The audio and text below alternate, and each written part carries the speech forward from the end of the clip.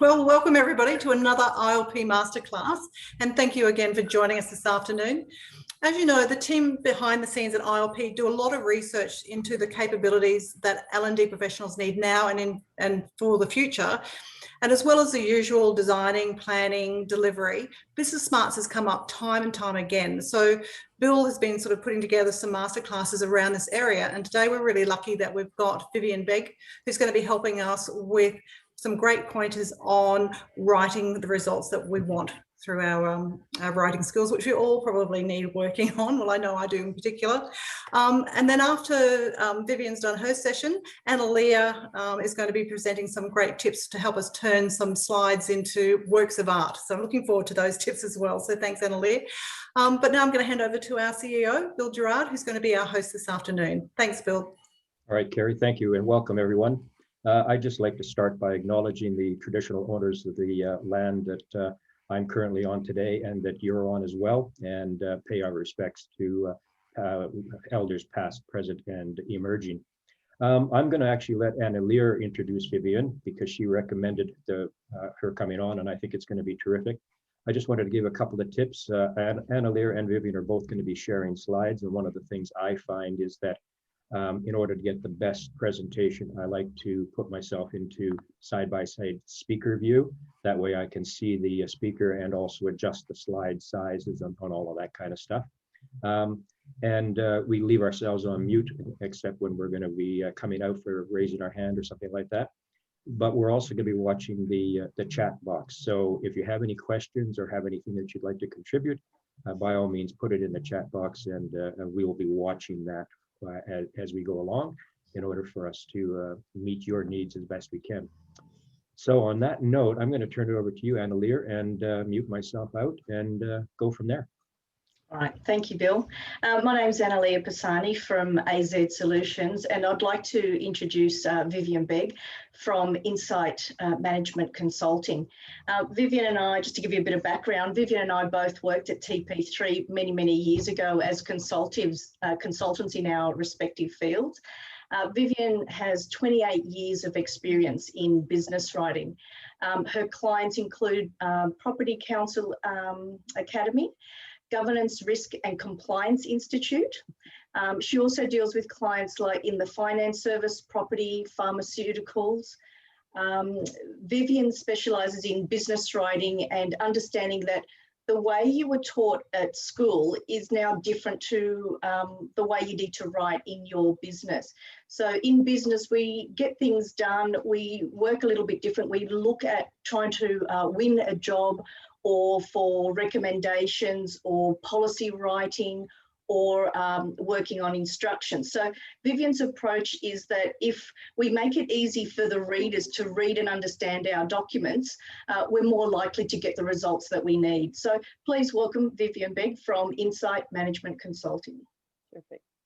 Thank you, Anna-Leah. Thank you. And thanks everyone for being here and for joining me. I often feel a little bit of a fraud when I start off one of these sessions, because I know you've all been writing for a million years, you know, since you were in primary school days.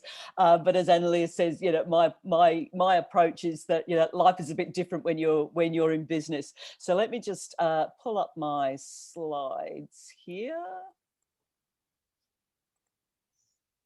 How are we looking there? All good.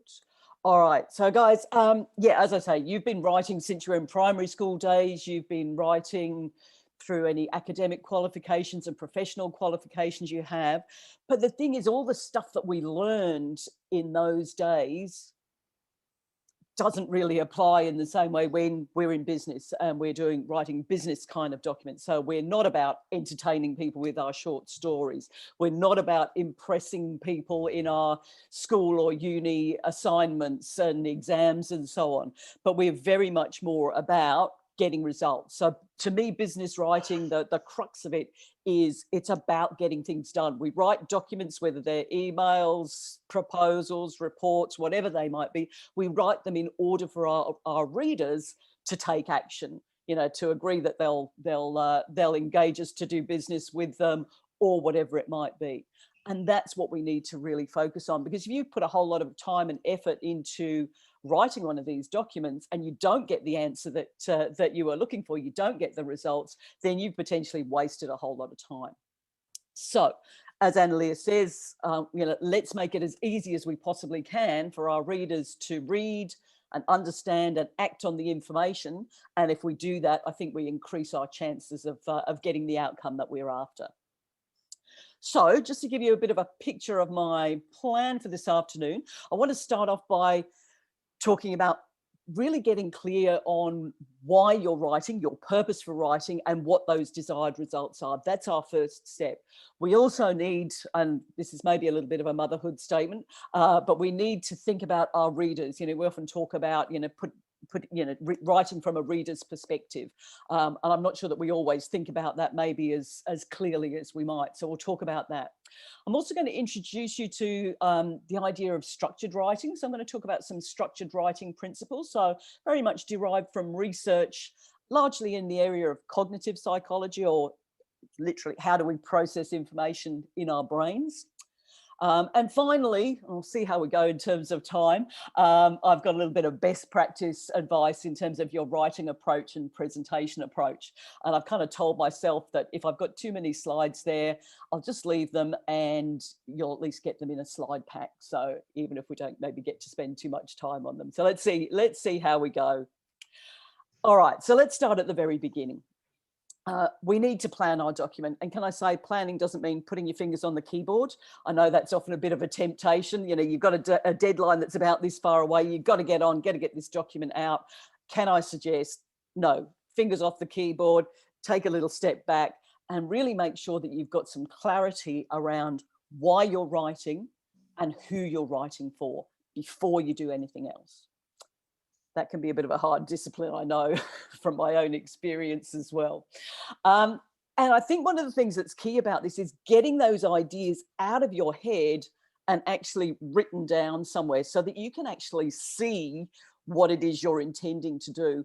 But also, when you've got it swimming around in your head, it's often a little bit fuzzy and there's sort of shreds of ideas in there. By actually writing something down, it forces you to get some clarity around where you're heading with your document. All right, so what do we need to write down? We need to get something clear about why we're writing and what's the result that we're looking for. And I'm going to offer you a little bit of a prescriptive approach here, and you do take this how you'd like to. I try and write this as some pretty succinct sentences, just to avoid doing that, write a sort of airy-fairy, skirting around the edges kind of idea. I want to really get to the point and get focused in terms of why I'm writing and what result I'm after. So here's the sort of structure of my sentence. So I'm going to write something like, I'm writing this document to, there's going to be a verb. Am I informing people? Am I recommending to people? Am I persuading people? Am I directing them to do something? Each of those has sort of different types of connotations in terms of the approach that we're going to take. So I want to be thinking about what's the verb here? Who are my readers? And then what's the content, what's the subject matter that I'm dealing with, okay? And I'll come back and put some words in here in just a moment.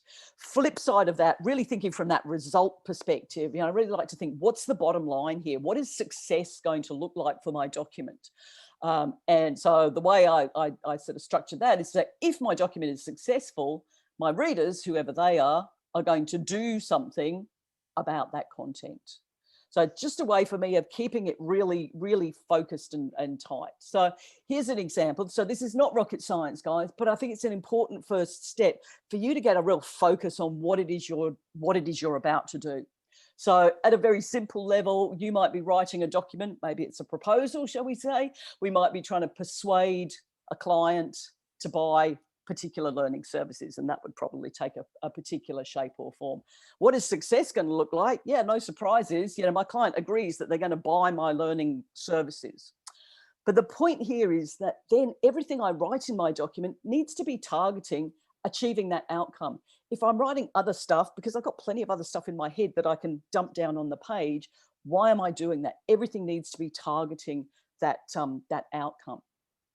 Now, I think it's sometimes this it's not rocket science, but I find, particularly if I'm working with a group from an individual organisation, when we've got the whiteboard thing happening and we're trying to agree on why they write a particular type of document, there's often quite a bit of discussion just trying to get the right words. And I guess one of the examples that I would use, probably, I mean, for you guys, this is no different to coming up with learning objectives. The result that you're looking for is that your learners achieve their learning objectives, and therefore in your learning materials, that's what you're trying to do, and everything is going in to contribute towards that outcome. One of the other examples that I think is helpful to think about is, say, writing a resume. Why do you write a resume? I think often people think, well, a resume is all about, it's going to get me a job. A resume is not going to get you a job. A resume might get you an interview. And so there's quite a distinction between, what you would write if you were writing a document in order to get a job. You would need to cover a whole lot of information. Whereas if you're writing a resume in order to get an interview, you're putting enough information in there that your recruiter's going to think, oh, yeah, I'd like to talk to that person. So, those differences will make quite a difference to what you write and how you write your information. And guys, I'm more than happy if you want to put any sort of questions or comments in the chat as we go. I'm more than happy to respond to those as we go to the best of my ability. So don't be shy around that. So I say, get this piece written down and get some real clarity around what it is you're trying to do. Another way I sometimes think about this is to think about what success does not look like. Success is not going to be my client comes back to me with a whole lot of questions around what is or isn't included, in the proposal, for example. So I find that can help me sort of think about, well, what is this going to look like, and therefore what's it going to include? Okay, so I just move my little chat box and so I can just see what's going on here. Just bear with me. Yeah, thanks, Trevor. Yeah, I like that example because I think people have some misconceptions around it. We need to be thinking quite specifically, what is it we want to have happen, and get some real understanding of that. Yeah, look, potentially. So comment in the chat there about using mind mapping to prepare an overall picture. I think that can be really helpful. Depends on how much content that you're dealing with, but certainly in times when I feel like I'm a bit overwhelmed by all the bits and pieces that need to go into my document, I find mind mapping helpful. Certainly if I'm developing learning materials and I'm sort of thinking, oh, there are all these different bits and pieces, I find mind mapping really helpful. I think the danger, for me at least, with mind mapping is that I can kind of get a bit too focused on the mind mapping and lose my focus on what's the actual purpose that I'm trying to achieve. And that, for me, that needs to be at the center of my mind map, that everything sort of comes from that side of things. All right. Now, guys, I hate to disappoint you this early on in the piece, but this writing business, it's not all about you. And I think our tendency, I'm just going to put a little quote up that I'm sure other people have said this, but I'm going to say it too. I think one of the biggest mistakes that writers make is to write as if they're writing for themselves. And so that's why I make that point. It's not all about you. We have a bit of a tendency to write about, things from the point of view that interests us, at a level of detail that interests us, using terminology and language that we're familiar with and comfortable with, and maybe sort of organizing and sequencing the information in a way that is logical for us. That's not necessarily going to work for our audience. And so you all know the idea. Yeah, let's put ourselves in our readers' shoes. Easier said than done, because we're very different typically from our readers, from our audience, in many different ways. We've got different expertise, different job roles, and so on and so on. So let's have a bit of a think about this whole question of readership. So first of all, we need to be clear, who are your readers? And for you guys, I mean, the list could be probably endless, but I'm going to guess that some of the likely options might be, external clients that you might be writing for, senior managers in an organisation that you're working for, for a learning team, for learning participants. There can be all sorts of others. And throw something in the chat if there are other sort of particular examples that that spring to mind. So we need to start off by being clear, you know, who is that audience, and potentially there's a bit of a range that you might be dealing with there. And then let's start thinking about what are the characteristics of that audience that are going to impact on what you write and how you write it. So I think some of the things that we need to be thinking about here are, first of all, you know, what kind of job roles and responsibilities do they have? And I've put their decision making as part of that, you know, particularly in that context of, if you are writing a proposal and you're wanting somebody to sign it off, you know, are the readers that you're writing to, are they the people that have the, you know, that have the budget, that have the authority to sign that off? Or are you actually writing to an audience who are going to influence other people to make that decision? So important to have a bit of an understanding around that as well. Thank you. And so, yeah, nice one. Project stakeholders as well will be another good example. So first of all, let's think, you know, what are the job roles and responsibilities of this audience? Because that gives you a sense of what's going to be relevant to them in their particular roles. Clearly, we need to be thinking about what do they know and not know about whatever it is we're writing about, and what's the gap in between. You know, we don't need to write a whole bunch of stuff that they already know. If you're working with a client, you know, on an ongoing basis, you don't need to keep telling them, you know, how wonderful you are and all the amazing jobs that you've done in the past. You know, that they're on top of that. Let's focus on what we're doing now. Whereas if if this is something new, a new client, for example, then that probably is part of the narrative that you're presenting. So let's be really clear. What's the gap that we're trying to fill in terms of the information that needs to be provided? This next one, I think, is a really crucial one. And that's really thinking about, what does your audience care about? What are their needs and their concerns? You know, what's important to them? Because very often what's important to them and what's important to you can be different things. You know, do they care about what, you know, they probably do, the budget, you know, do they care about the money that might be need to be spent? Do they care about the time involved to make a change, implement something, whatever it might happen to be? Do they care about how much time participants are going to be away from their jobs? Do they want you to be coming up with something that's innovative, for example? And I think it's, you know, really important for us to sort of be tapping into all of those sorts of things. And I think particularly if you know that people maybe have concerns that something is going to be more expensive, take longer, or whatever than they might like, I think sometimes as writers we kind of shy away from that a little bit, and feel like if we acknowledge all of that sort of stuff, we're going to open this can of worms, and, you know, it's all going to be a terrible disaster.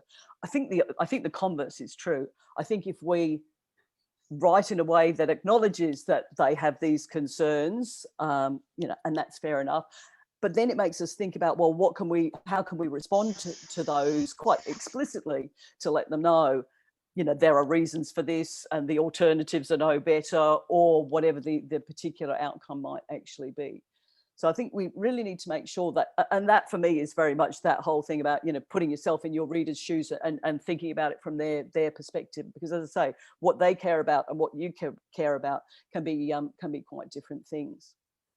Something else that you might need to think about, again, depending on your audience, you know, demographic issues like people's education level, literacy level. Are you writing for people who have English as a second language, which would be fairly common in Australia?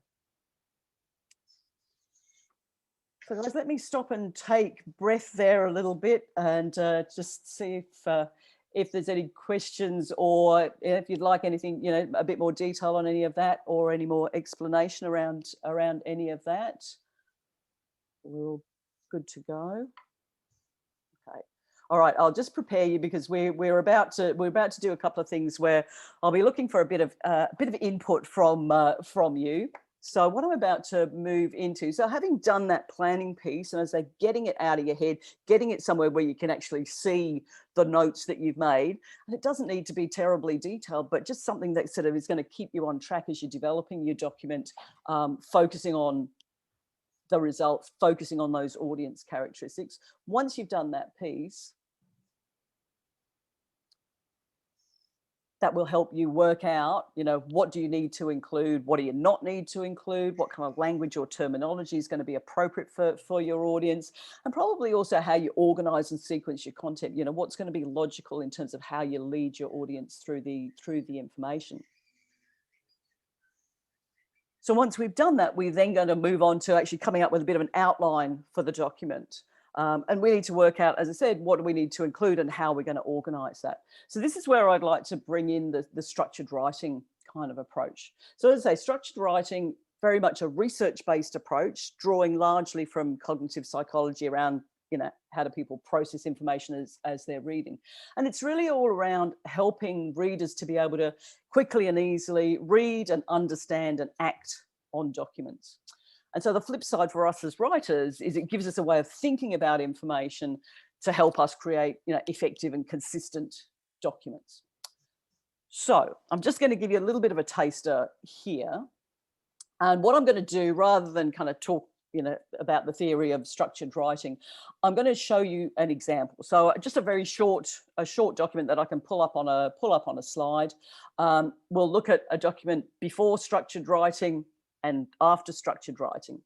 But now, rather than just sort of putting the two documents side by side and asking you to tell me what's the difference, I actually want you to use the documents. So what I'm going to ask you to do, I'm going to pull up a document and give you a question, and I'm going to ask you to find that piece of information within the document.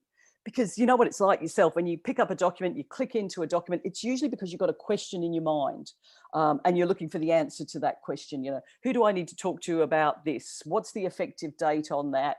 And so on and so on. So that's what I'm going to be doing. Let me just go to my next slide. So in a moment, I'm going to pull up a document. It's actually a policy on accepting gifts and benefits. And I'm going to ask you to find out what's the definition of a gift, because really to understand that kind of policy, you need to be clear what we mean by a gift. Now, what I'm going to do is time you. So no pressure, guys. What I'm going to do is time you how long it takes you to find this piece of information. Okay, so how are we going to do this in this environment? I'm just looking down at my stopwatch here. So what I'll do, once I've pulled the slide up, I will just read out, so at 5-second intervals, I'll give you a time check, 5 seconds, 10 seconds, and so on. So once you've found the information, you'll know you've found it between, you know, 15 and 20 seconds or something like that. All right. So that's all you need to focus on. So don't you worry about the time, but just have me in the background letting you know what the time is. Do I need to explain anything else? So what I'm about to do is just pull up that slide, give you some time checks, and then at the end of that, we'll just check in how long it took everybody to find that information.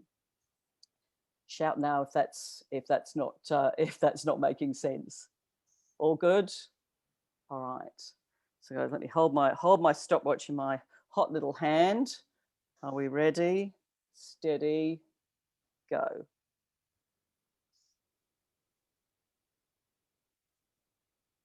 Five seconds. 10 seconds. 15. 20.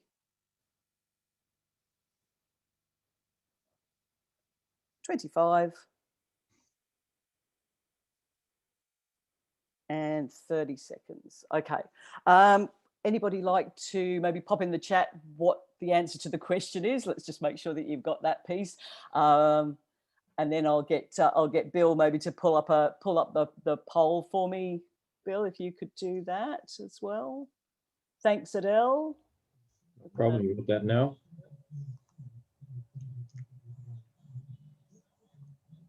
Bill, are you able to pull up a poll? Beautiful. So guys, if you can vote on there, I can see a couple of people have put things in the chat, but if you can just vote in there as to how long it took you, would be fantastic.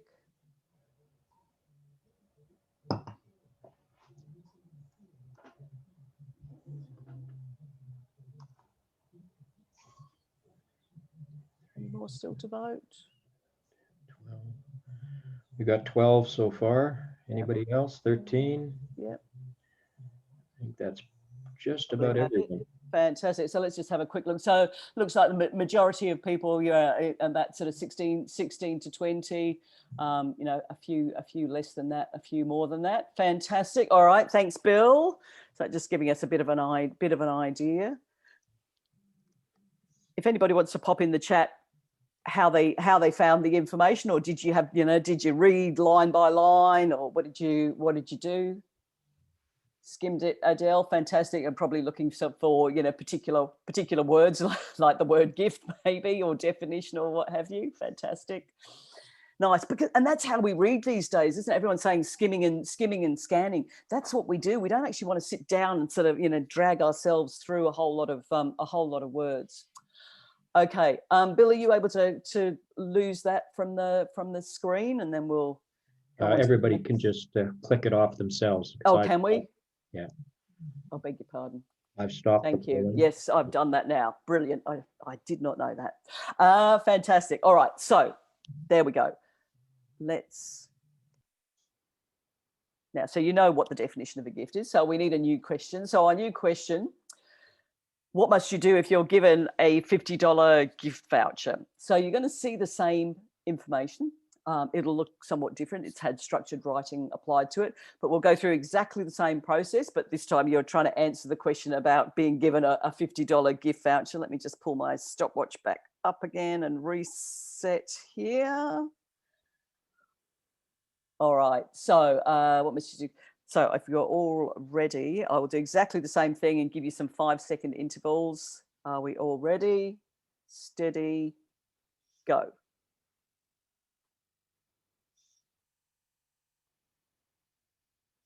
Five seconds. 10 seconds. 15. 20. 25. And 30. Okay, guys, somebody like to tell me in the chat what the answer is to the question, and then I'll get Bill to pull up a poll and just see how long it took you that time. Can be accepted. Thanks, Guy. Yeah, you've got it fairly clearly identified in the information. Thank you for that, everybody. Cool. Bill, can I get you to pull up a poll and just check the time that it took people this time?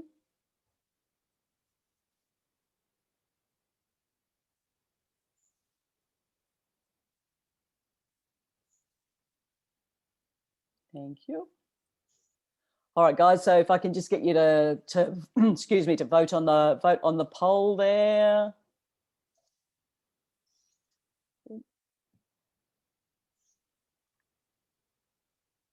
That's everybody. Cool. So it looks like almost everybody was under the 10-second mark. So that's a bit quicker than last time. So let me pull up another slide here just to show you the two side by side. Probably won't be as legible as it might be, but just so you can see the variation in terms of the format and the way the information's been organized. Tell me in the chat there, what's the difference between those two documents that's made it, you know, you found that information more quickly the second time round? Adele, more subheadings, absolutely. Yes, information broken up with subheadings. Yeah. What else has made it easier for you as a reader to work with? So very easier to read and absorb the facts. Yeah. What is it, Berenice, that sort of made it easier for you to do that? Trevor, thank you. Yeah, easy to skim. And so the use of structure, the headings, shorter sentences, plain English. Oh, I'm loving it, Anne. Thank you. More white space. Thank you, Winsome. Super important aspect of that compared to that first version. Yeah, you're seeing those key points, Roger. Yeah, I'm not sure, Peter, what the word count is. I've got a few of these different examples. Quite often it's about 50% in the structured writing version, but it kind of just depends on the particular contents. Yeah, nice pickup, Adele. You've got subheadings that you're using as questions, and that makes it, you know exactly you're going to get the answer to the question underneath that that subheading, and as well the use of bullets. So there's some pickups in terms of the kind of format that's used, so bullet points and bolding, and you're getting that highlighting of those keywords. Thank you, guys. Thanks for your input there. That is fabulous. So the whole idea behind this is to make life easier for you as readers to be able to navigate through the document without it being painful and having to read a wall of words that nobody really wants to do. Especially these days, we just want to be able to scan and skim and get to the piece that we're really interested in. Okay, thanks, Annalie. Yes, shorter sentences, and Adele saying more direct language. Yeah, absolutely. Yes, exactly. Yeah, so cutting out any of those unnecessary words. So that's part of the sort of things I'll talk about when I talk about the actual writing advice and best practice writing advice. Terrific. Thank you, guys. Thanks for all of that input. All right, all right, so let's just sort of unpick that a little bit and see what sits behind that. And again, I'm just giving you just a bit of a taster here. A couple of the key principles that I want to talk about. Chunking, based on some research by George A. Miller. And I put the A in because if I call him George Miller and you Google, you're going to find the film director rather than the psychologist.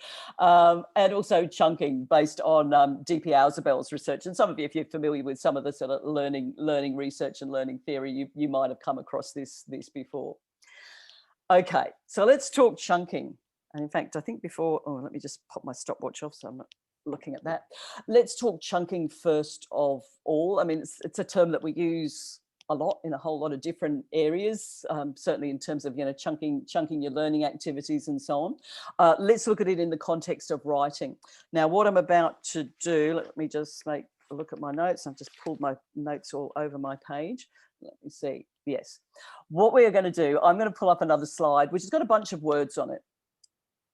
And I'm going to keep that slide up for about 15 seconds. I want you to have a look at those words, just get your head around what's there.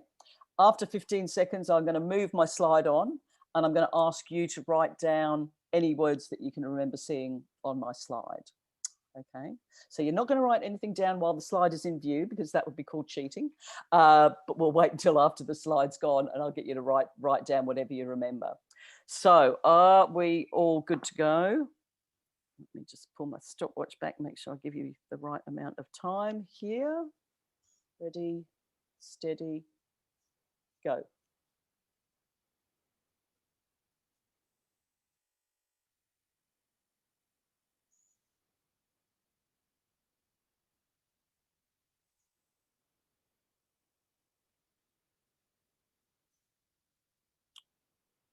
Okay, I'll get you to write down whatever you can remember seeing on that slide.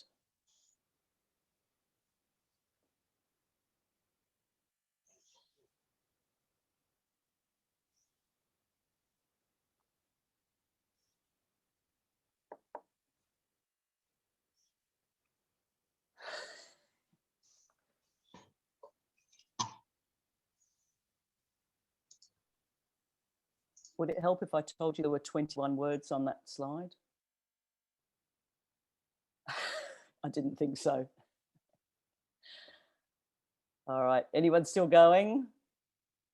All right, what I'm going to do, guys, I'm going to get Bill, just count up the number of words that you've written down that you're fairly confident were on the slide in the first place. Count up the number that you've written down and I'll get Bill to pull up the next poll and you can let me know how many you've written down. So you've got a few options there, 4 or fewer, 5 to 9, 10 to 14 or 15 or more. As I say, there were 21.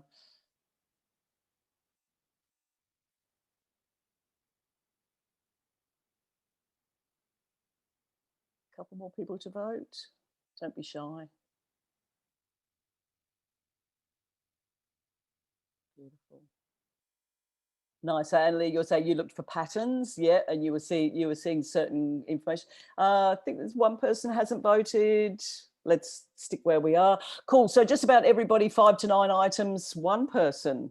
Do you want to out yourself? Who managed more than the 5 to 9? Anybody want to let me know?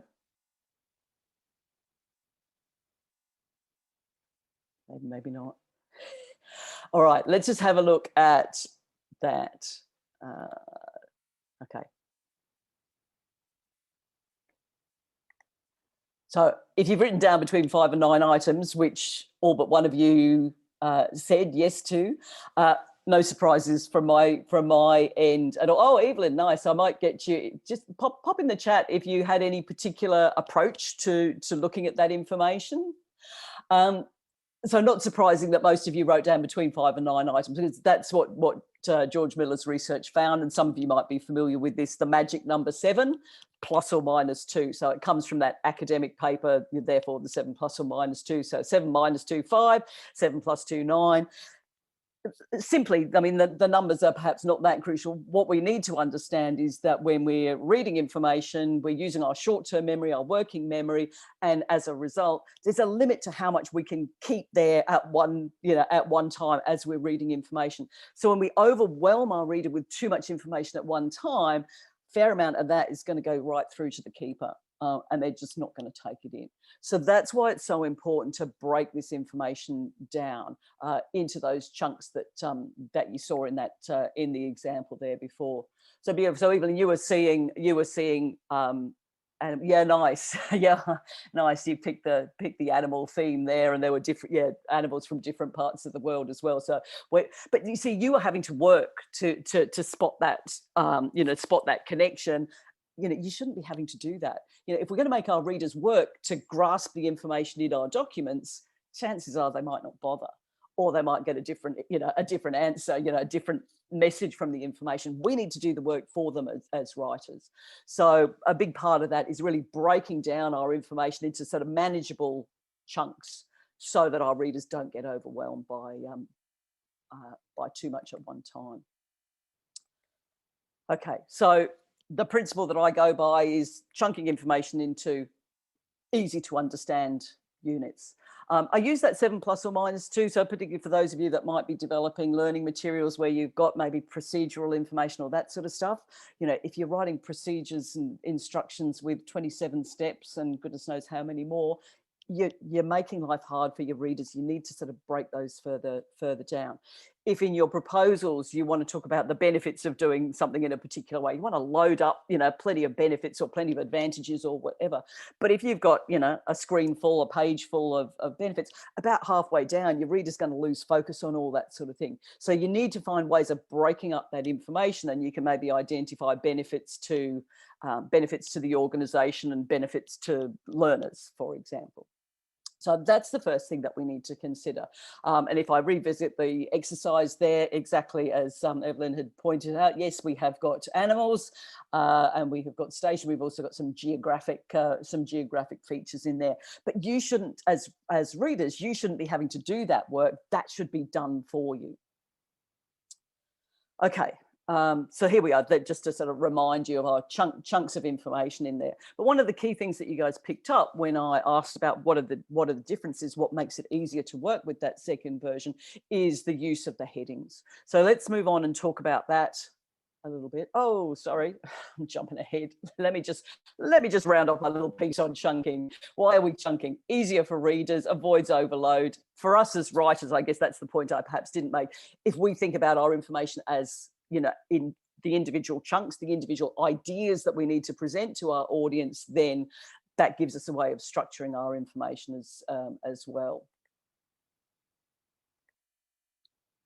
Oh, nice point, Berenice. I'm just sort of following along in the chat. Yeah, and that's the sort of thing, there's certain restaurants that you go to where they've just got pages and pages, often sort of different kind of Chinese restaurants, and there's so many different options, and I just get completely overwhelmed with the number of choices. Somebody else make the decisions for me. let's move on to that piece that I said I was about to move on to about the headings. So talk about the signposting principle, and this comes from research by D.P. Ausubel, and you might have heard the terminology of advanced organisers. I tend to think about it as signposting. So as writers, we need to provide signposts, which largely I'm talking about headings, subheadings, however you want to describe them, to those individual chunks of information, so that our readers who want to scan and skim, exactly as you've said, can see exactly what information is available to them within the document and where it is. And they're not having to sort of read through screens of information to find those things. They should be able to sort of navigate through using those headings, and meaningful headings. You might have noticed that, you know, they were a bit wordier and more precise, the headings in that structured writing version. Use those headings to find the information that they were after. So again, if I go back to my little list, my words there, you know, you shouldn't be having to work out, well, what are those things? What do they have in common? You know, tell the readers what they're looking at. Don't make them work for it. So why do we want to do this? It's really important to add those signposts, because readers are going to use those to help them anticipate or preview information within your document. As we've said, they'll use those signposts to scan and skim information, so they can see what's there without needing to dive into the detail, unless they actually want to do that. This one might seem a little bit paradoxical, maybe. Use signposts to skip over irrelevant information. So if we as writers write effective signposts, readers should be able to look at them and make a decision, right? Do I want to read this or not want to read this? And there are lots of very valid reasons for not reading a particular piece of information. It might be something that you're already familiar with. It might just not be relevant to you right now. It might be relevant to a different part of the audience that the writer is writing for. But yeah, there's lots of very valid reasons for not actually reading everything in the document. So if we use those headings well, our readers will be able to kind of tailor the document to themselves in terms of, you know, making choices about what to read and what not to read. But it relies on us as writers writing effective headings so that, you know, people do know exactly what they're going to find in each chunk of information. And obviously exactly what you did in that exercise a few minutes ago, use those headings to find the specific relevant information that they're looking for. So just as a final reminder there of the two variations, but yeah, exactly the same content in those two documents, but just, you know, organized and written quite differently. Guys, does anybody want to ask any questions there, or ask for any clarification or more detail around any of that?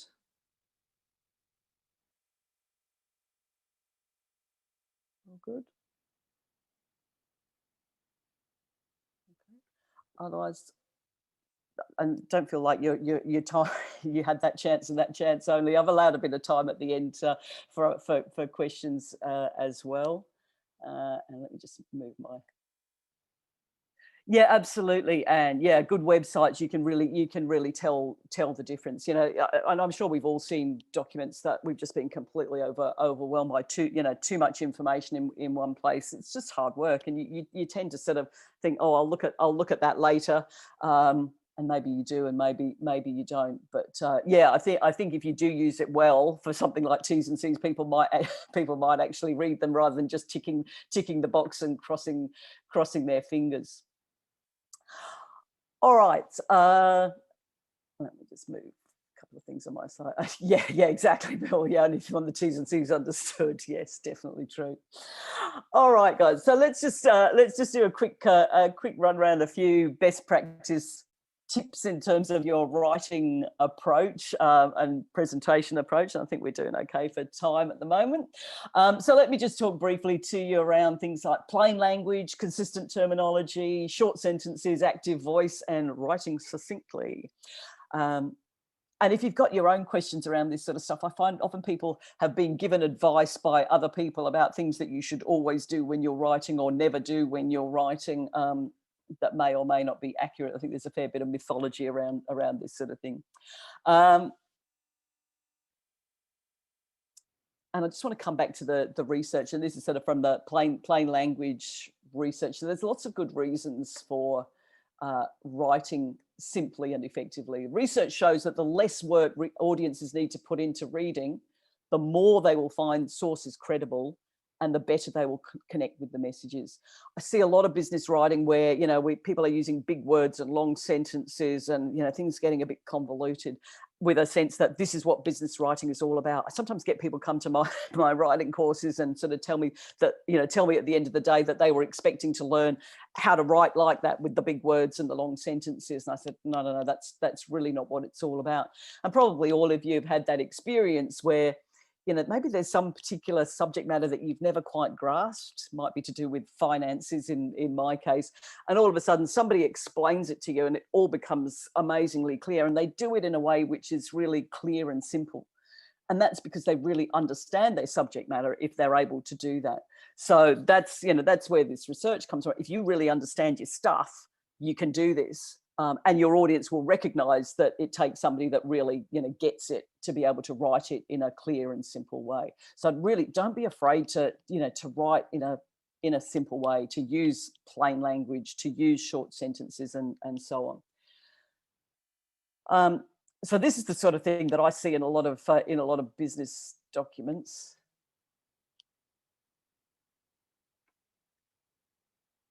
When it could have far fewer words and far fewer syllables.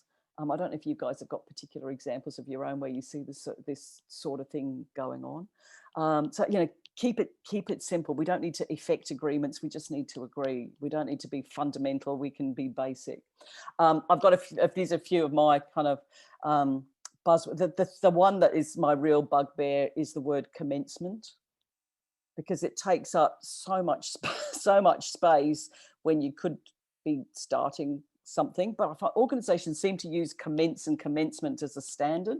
And, you know, these days it's going to vary depending on how, you know, official and legal your document is. But, you know, so much of our writing is more informal than that. You know, you wouldn't say to somebody, I'm going to commence my diet on Monday. You know, you tell them you're going to start it.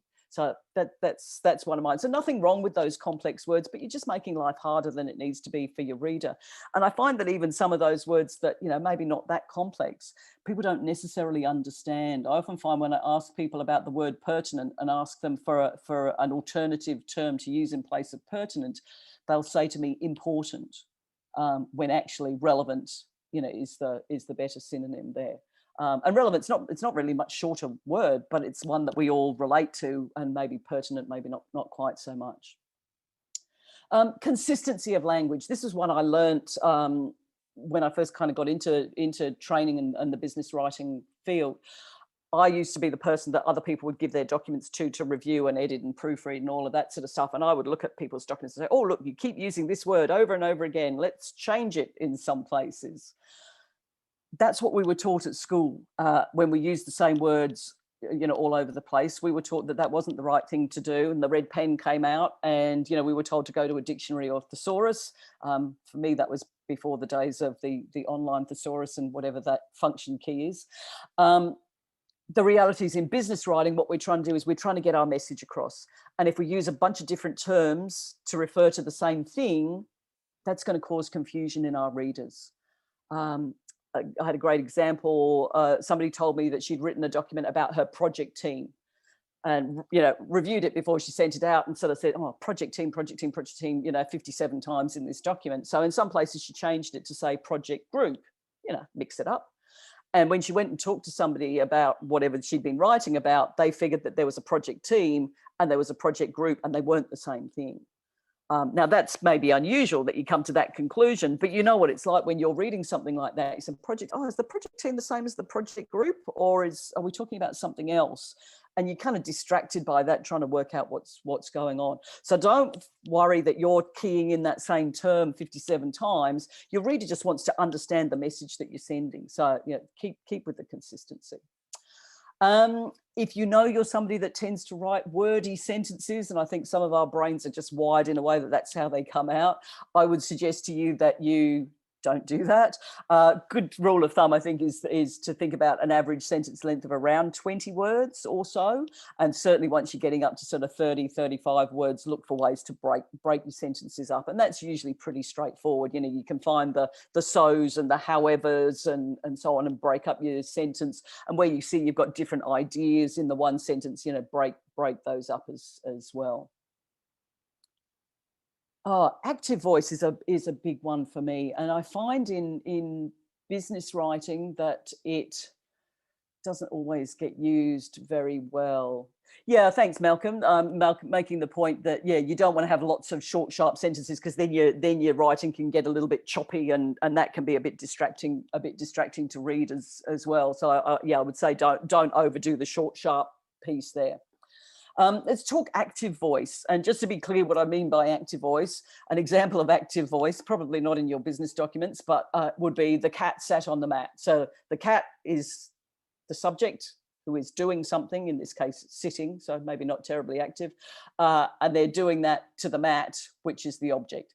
So you know, even without my picture on the slide there, you could, if I said that sentence to you, you would probably have a picture in your mind of what you were looking at there, and you probably have a nice black cat or a ginger cat or whatever. Passive voice, we turn that all around. The mat was sat upon by the cat. And I don't know about you, but I'm kind of trying to work out who's doing what to who here. But I see a lot of this in business writing. Sometimes I think if you're like me and got a science background originally, that's how we were taught to write. When we wrote up our experiments, it wasn't I did this and I did that. It was all about, you know, what was going on in the beaker on the bench, for example. And so the issue in business writing is, as you can see, just my very simple example there, there's more words in the second version, in the passive voice. It's harder to work out what's going on, and you're losing a focus on who is taking action and who is taking responsibility, which I think is a really important part of our business documents. Yeah, nice. Thanks, Malcolm. And actually nice that Malcolm sort of referred to the Australian government style manual. That's a good one in terms of a reference source for ruling on styles to use or not use. Let's just sort of look at an example here. So if I've got a sentence like this one here, the learning manager must be notified by participants when they're unable to attend a confirmed course. Because I've got learning manager at the front of the sentence, I'm sort of thinking, oh, this is all about the learning manager. But actually it's not the learning manager that's not taking action. And so I've kind of diluted the meaning of my sentence by writing it in that way. Actually, what I need to be saying is something along the lines of participants must notify the learning manager when they're unable to attend a confirmed course, because it's the participants that need to be taking action and taking responsibility in this particular case. So you can see I've got fewer words, it's much clearer to understand, and it's got that sense of putting responsibility on the people that need to be taking it. Yeah, thanks, Adele. There's a function in Word that gives you stats on your use of active versus passive words. Yeah, I'll pull up something that sort of talks about readability statistics. I do find some of those kind of grammar checkers seem to pull you up on passive voice, and I read what I've written. I said that's not passive voice. So I'm not always convinced by those tools. Yeah, the readability, does that have active and passive? Maybe I've got something that's a little, anyway, I'll come to that in a minute. Let's write succinctly. I'm just keeping half an eye on the time here. I think we're going well. In terms of writing succinctly, there's a few things that you can do that can really tighten up your writing. So I'll give you a quick run through: changing nouns to verbs, roundabout constructions or lack of, and groups of words that could be replaced with single words. So yeah, here we go. Here we go, Adele. I just sort of pulled this up. So this is something that you can set up. So just Google, setting up readability statistics in Word. See, I don't know that that's got the passive piece in, but there's probably something that gives you the option when you set it up that you could come up with that. So the idea here is you can do this on your document, and as you can see, what it gives you, particularly I like this sort of this piece in the middle here, gives you an idea of how many sentences per paragraph on average, how many words per sentence, which is a piece that I was just talking about, and it gives you an idea how long the words are that you're using. So down at the bottom, these Flesch reading age and Flesch Kincaid grade level. So that grade level suggests that the writing is targeted at a grade 10 reader. So really important to, really good tool just to sort of give you a bit of an idea of, do you need to actually adjust your writing and your sentence length and choice of words. Yeah, Adele, maybe you can still do that, but you kind of need to tick some extra boxes or something. I'm not quite sure, but yeah, have a look, guys. Have a bit of a Google of that and see what you can come up with. Let's talk changing nouns to verbs. I think this sort of thing can really add some energy and some confidence to your writing. Just looking at the examples that I've got on my on the table here, I find in a lot of business writing, people turn verbs into nouns, and the impact of that is to just suck all the life out of your writing. So if we take the verb analyze, to analyze something, turn it into a noun, it becomes analysis. There's no life in that. There's no action in that. It's just a thing. And so you can see the difference between writing something that says, perform an analysis of the likely outcomes of whatever it is, as opposed to a much punchier sentence, which might begin, analyze the likely outcomes, etc., etc.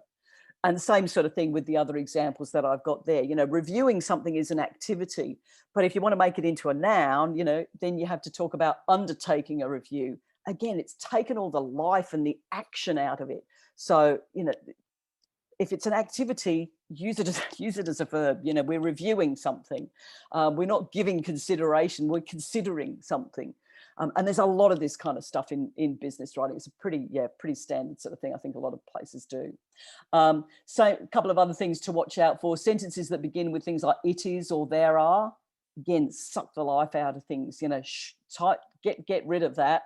And simplify the construction of your sentences, as you can see here. And the other one, just to sort of tweak your writing a little bit. If you tend to use some of these more wordy phrases that could be reduced by single words, let's cut out the unnecessary words. People don't want to read waffle. So guys, just some thoughts there around the writing side of things. Guys, how am I going, timekeepers, on a little bit more? Probably time for a little bit of questions, Vivienne. Yeah, that's cool. That's cool. Let me just, while I've got this slide here, plenty of white space, and I think it was Winsome sort of mentioned that when I showed that example earlier on. The readability research would suggest that about 30% of your page or your screen should be white space for maximum readability by your readers. So don't be afraid to build in plenty of white space, and you can see with that use of headings that that I showed you, that absolutely kind of sets that up for you. I guess one of the questions we would have around this is maybe in this handout stuff that you send us is, these rules apply to almost all types of writing, I'm sure. It's a case then of identifying what is it we're trying to do, a proposal to a senior manager, a proposal to a client, a blog that's trying to be informative, for instance. So all the chunking, the whole bit there, I think applies. If you have any of the examples of where this has been used, so here's I think it's been terrific to been able to use examples of the two things. It's a case of showing us any examples that you have, pointing us to what's good and what's bad. That would be really valuable. Not now, clearly, but as we move forward, because I know for instance me, I understand the rules, but I understand it even better when I can see it. Sure. Like those examples you were just showing us. So that's nice. part of that. That would be really valuable, I think, as a follow through for some of this. Yep. Cool. Does anybody else have any questions that they'd like to ask? I can come off mute if you want to. Yeah, Vivienne, I agree with all you've said. I practice all this stuff, but I also tend to use hooks selectively as well. So little words that add interest, but that does increase the number of words. What's your opinion about that? Let me pick up on what Bill just said. Do you want to give me an example so we all know what Sure. we're talking about so here? if you're writing something a moment about the floods, say in New South Wales, you wouldn't just say the floods, you'd say the terrible floods or the record-breaking floods or something like that. So it's the extra word to add a bit of interest and also a bit more information to what's being said. So you could quite easily just say the floods. Yes. But if you said the terrible floods, then it's also a value judgment, but it also adds a bit of interest as well. Yeah, and I think it makes the information more, you know, if it's making the information more relevant and engaging the reader with the information more effectively. I mean, I guess, you know, I think there's a limit to what, you know, you can get totally carried away with that sort of stuff. But I think doing that in a judicious way is a good way of yeah, as you say, of hooking people into your content, because you know, I think with some of the sort of things that we probably write, you know, it's not necessarily the world's most exciting kind of content, but I think you can engage your readers in terms of, yeah, the way that you actually write it by making it, you know, all the sort of things that I've just been talking about. But I'd say absolutely, you know, and again, just coming back to what Bill was saying, you know, about, you know, different types of documents, you know, if you're writing, you know, a blog or a LinkedIn article, you know, you're thinking about why am I writing here? And it might not be as tangible as the sort of things that, you know, maybe I've been referring to. It might be more about, I want people to sort of see me as the expert in my field, or I want people to contact me to, you know, to know more information or whatever. So I think being clear about those sorts of things, even when the outcome is not as tangible as maybe I've been talking about, I think having some clarity around why you're writing this stuff will give you a sense of, you know, how appropriate that is and how much you might want to use it as well. Good. I think Malcolm would probably disagree with you about writing fascinating stuff. He's an accountant and he loves fascinating stuff. Gosh, well, I didn't realize if I'd known. Bill, accounting is fascinating. You know what I think about that. Absolutely, I would not to the soul of the company. I can see Trevor's put something. I was told to use stronger verbs than adverbs to improve a week, but yeah, short answer to that, I would agree with that. I think when people use adverbs, it's because they haven't picked the right verb. If they're needing to use an adverb to get the meaning across, they could probably do better to choose a more effective verb. So yeah, I would agree with that one. All right, Vivienne, you might just stop your share screen at this stage. So yeah, absolutely. Have everybody in the picture just for a minute or so. Yeah, hang on a minute. Let me just close one or two things here so I can see what I'm doing. Oh yeah, there we go. Stop share. Cool. Well, thank you for that. I mean, I think it's one of the things that we're trying to do in this series of master classes is recall what it takes to be successful. And I think presentation is successful, understanding things, and we learn a whole raft of different things. So I think the reminders about how to use language is really timely, because I think we're using language a lot more than we ever did before, because we're not in that face-to-face environment. So thank you very much for that. That's been very engaging in the way in which it was put together. And Malcolm says accounting is fun. I would agree, mate. Just have a look at that link, Bill. That'll explain it all. I know. That's John, please. I'm sure. All right. What I want to do now is I want to turn the session over for about 15 minutes or so to Anna Lear, who's going to talk to us a little bit more about how we present information. Viv's been talking about the wording and the structure and things. Anna Lear, as many of you know, is a specialist in the area of getting things across in things like Word and PowerPoint and things like that. So what she's going to do is just share a little bit with us on making your PowerPoint a little bit more presenting, because it's not just in things we write as documents, but how we present it up front as well. So Anna Lear, I've made you co-host, so you can share your screen as well. And if you want to, again, view that in speaker mode so that you get the best possible image, everyone, go ahead and do that. But Anna Lear, get over to you.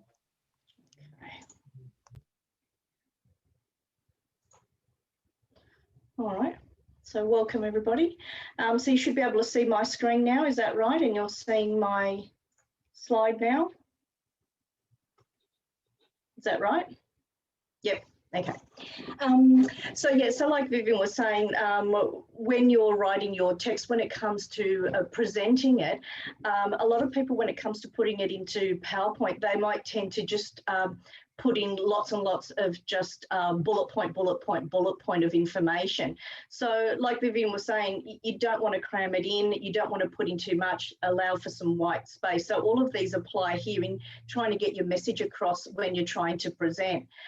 So some of the things I'm going to show you is how to use SmartArt instead of doing bullet points. And also, if you get given information as bullet points and you're the person has the job where, okay, well, I have to come in here and now modify this and tweak it, to be able to actually reverse it. So there's some of the things I'll go through with you. And at the end of the session, you'll get a copy of this PowerPoint, some reference notes, and a link to the YouTube of exactly what I'm going through. So you've got that all hand at the end of the session. I'll just get rid of that one. So when you start your PowerPoint, so when you go for a new slide, you can choose the option for title and content. Now, the thing about the title and content, it already has a component in the middle here where you can insert a smart art graphic. So if you just click inside that, you can then choose from a variety of layouts. So instead of just writing bullet points, you can express yourself in a different way. Now, if I choose the option for a list to start off with, actually a process, I'll go through with that one. You can start typing straight into the placeholder, but you can also use it like bullet points on the left-hand side, which makes it much easier to add a shape, delete a shape.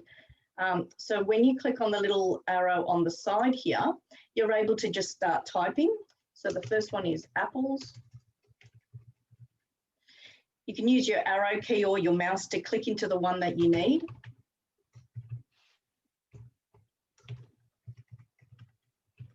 Now, if you needed another shape, you simply hit enter and then another shape is added. If you don't need it, you simply backspace and it's gone away. So it's much easier to manage, I guess, if you like that.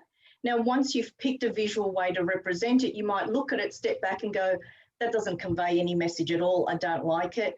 I need a picture because maybe people don't know what a kiwi is, let's say. So what you could do is come up to this top bit here. Ooh, my mouse might, yep.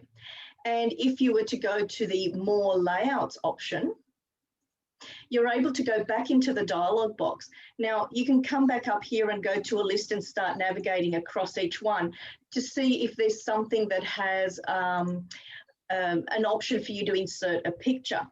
But what you can do, instead of going to each category to find something that has a picture, you can go to the option for picture, which then collates all of them from all of those different options. So cycle, process, list, hierarchy, you've got it all in the one place. So now I can choose this one and it's changed it without any effort. So you can always change your mind and it makes it really easy. From along the top area here, you can actually change the colors so that you're applying the colors that are consistent with your company corporate theme colors. So if you were to go to design, you could add your company corporate color to the list. My mouse pointer decides to play funny buggers. You could add it to the list here, and that way every time you choose your shapes, they're all going to be consistent. So it's all in making it appealing to the eye as well. Actually, their ones are better. Okay, so there's some pictures that you can add. So simply by clicking here, you can bring in pictures from your files, from storage, from online. I'm going to go from stock image. And then you can just type in what you're after. So I'll say apple, find an apple. And once you've got that in there, you can of course do that for each of the others. So I'll do that pretty quickly.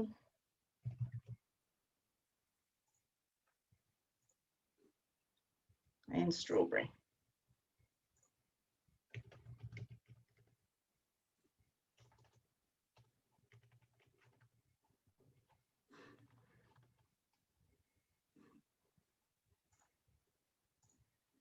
Okay.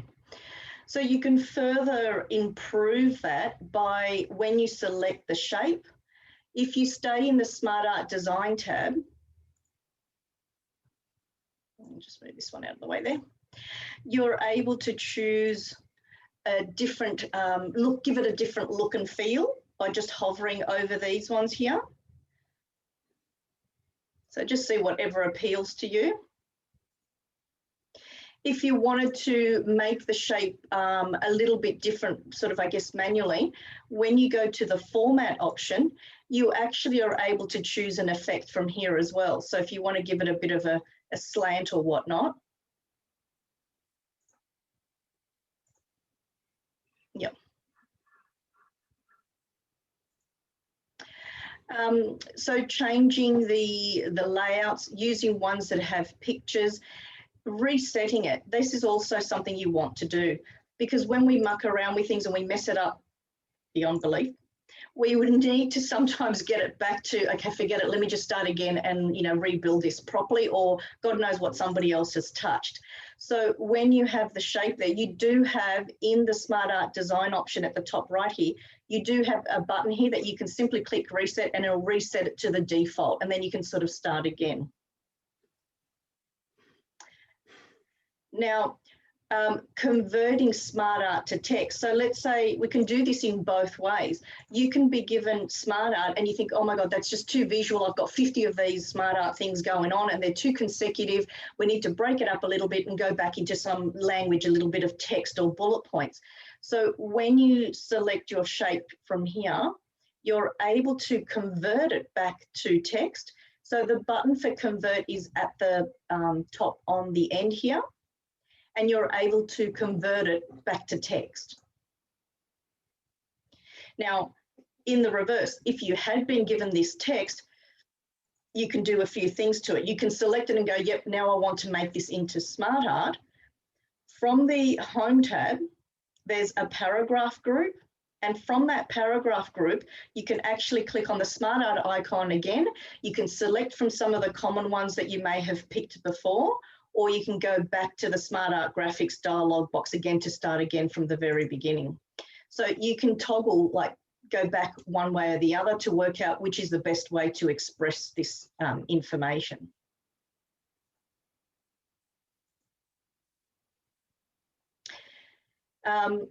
There's also another feature that I don't know if you've seen or come across, but it's design ideas.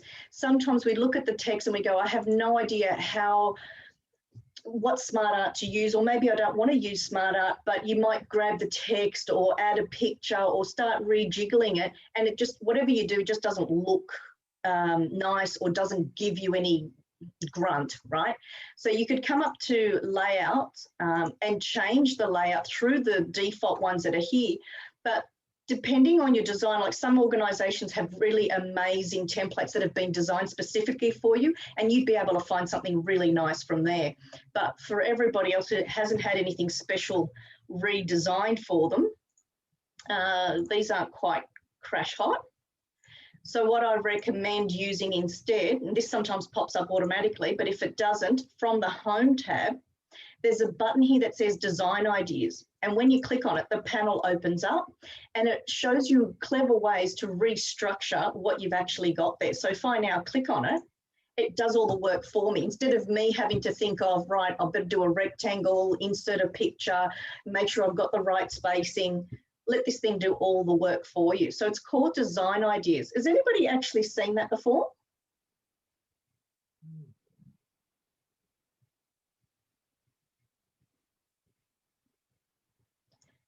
Just use it a lot. Yeah, it's really nice. What I notice about Smart Art is you may have found one that's really nice, and then you go another time and you think, right, I'll just type in three bullet points of information, go to my Smart Art ideas, and you go, oh, you flick through and it's not showing you the same ones. So if you do find one that is really nice that you think you like, I recommend creating yourself a PowerPoint presentation with all of these design ideas, because these ones that are coming up here, you're not going to find them in the layouts. Once they present here, they don't get added up here for you to use again and again later on. It's kind of like, that's it, I showed you, and then it moves on. So just keep that in mind with that Smart Ideas effect. I guess the last thing that you can do with some of these is animate. So I'm going to go to another one that I've already done. So something like this here. Okay, so animation, fly in. Let me go to my animation pane. when you have items like Smart Art and graphs, you can actually animate them one piece at a time rather than the whole thing coming out, which gives you time to explain one concept and then explain the next concept. So now one comes in, so I'll just do that on a bigger screen. So you're able to get the first ones there. So the first step is blah, blah, blah, and we have to do dirt. And when you're ready, you can click. And then when we add the second step, we now get dirt and so forth. So you can do this with any Smart Art shape that you choose, graphs as well, so that you can animate the apples first, then all the pears, and then so forth, and talk about one piece and then another. Okay.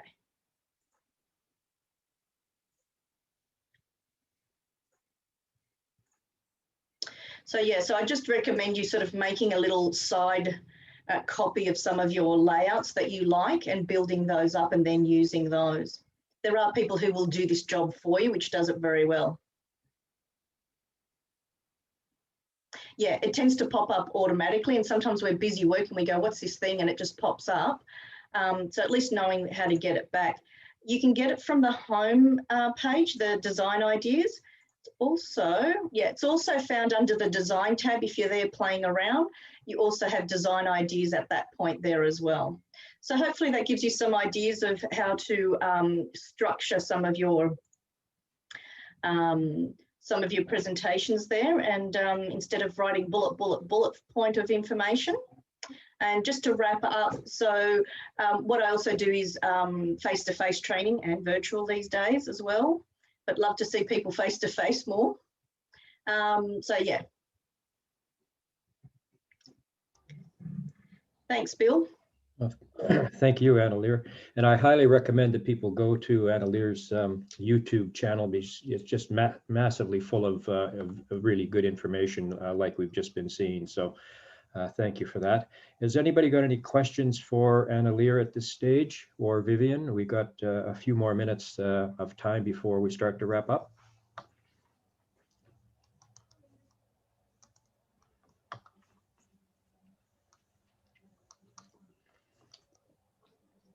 Anna-Lear and Vivienne, I guess one of the questions you have is, you're putting a proposal together for an organization, a client, whatever it happens to be, and then you're presenting them.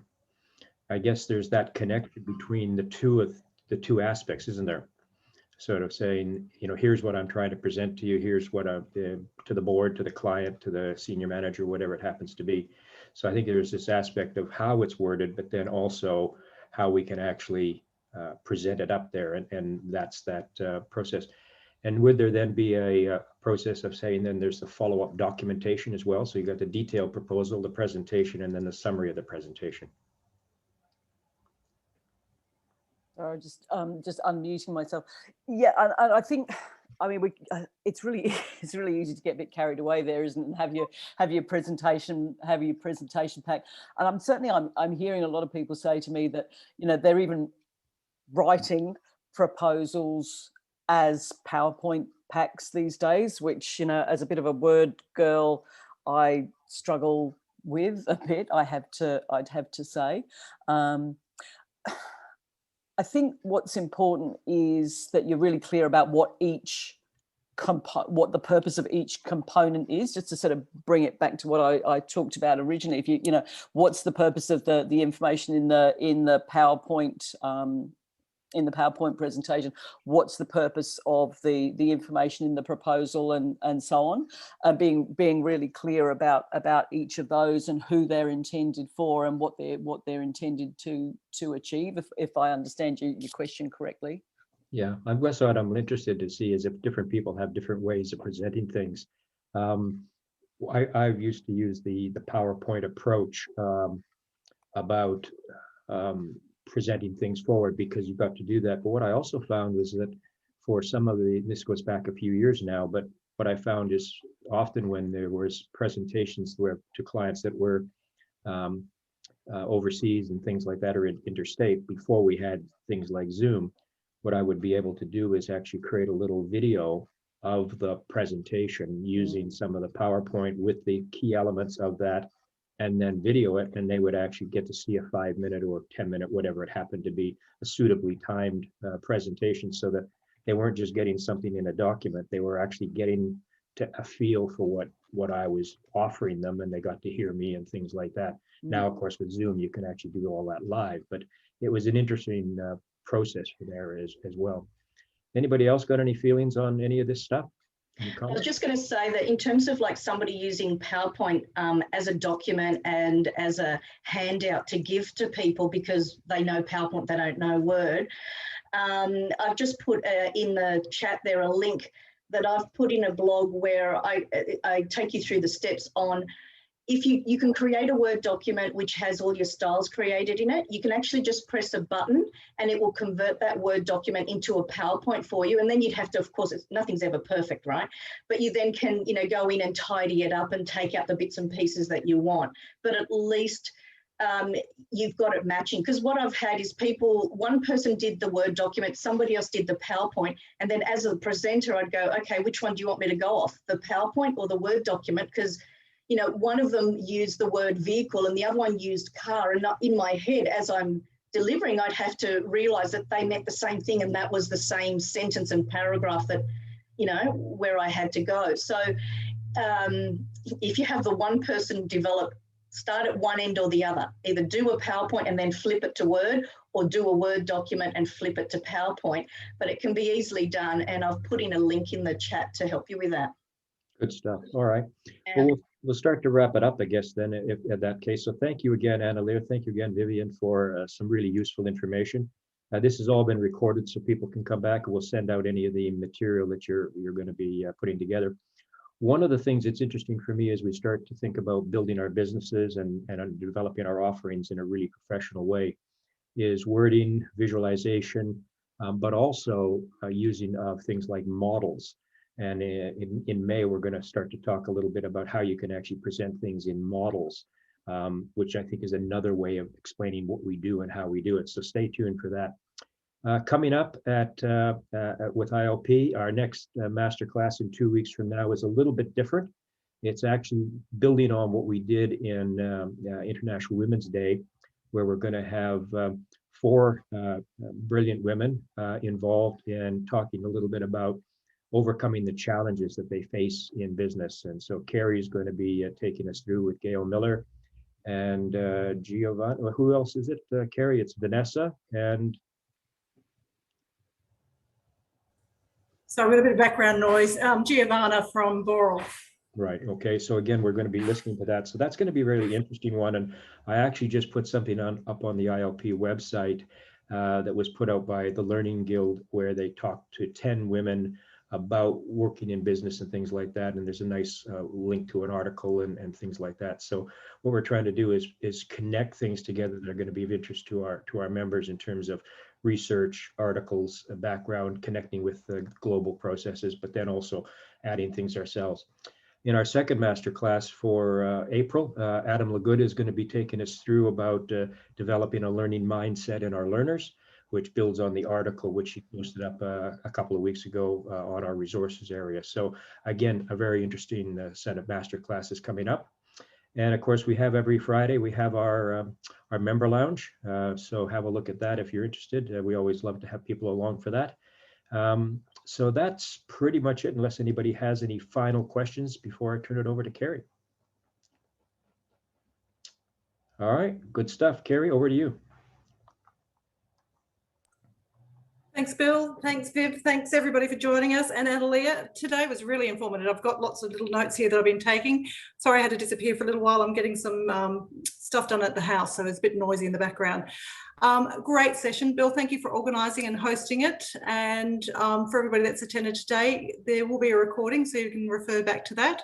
But yeah, stay in touch and join us again soon. So thanks, everybody. Have a great week or fortnight. See you soon. Bye. Thanks, everybody. Bye.